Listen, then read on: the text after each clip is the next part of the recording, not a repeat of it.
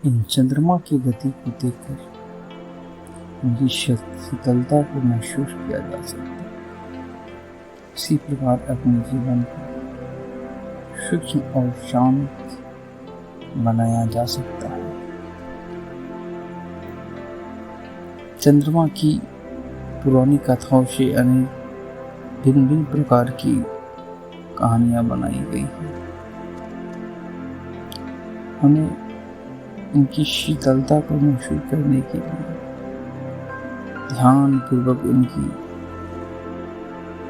ओर आकृष्ट मन को करना होगा, तब जाकर हम यह महसूस करेंगे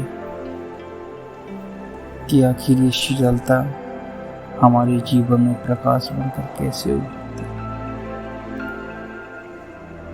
ज्योतिष के मुताबिक चंद्र ग्रहण जिस राशि पर लगता है उस पर अपना कुछ प्रभाव छोड़ता है।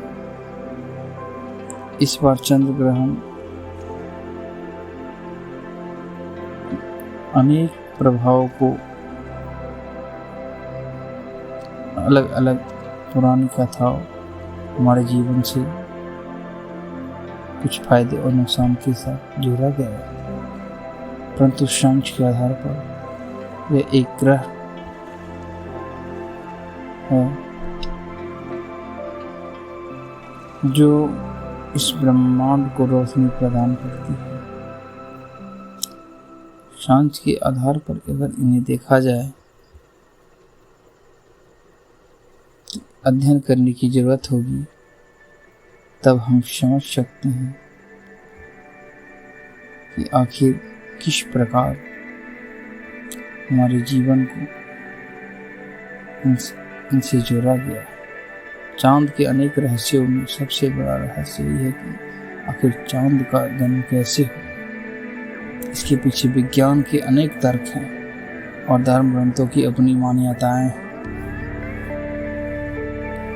चांद के रहस्यों में इसके पिछले जीवन, इसके पीछे विज्ञान के अपने तर्क हैं और धर्म ग्रंथों की अपनी मान्यताएं बनाते हैं। आपको अलग अलग पुराणों में चांद के जन्म के बारे में बताया, परंतु इस वीडियो के माध्यम से मेडिटेशन, ध्यान और मन की उदारता को शांत करने के लिए, अपने जीवन में लक्ष्य के प्रति बढ़ने के लिए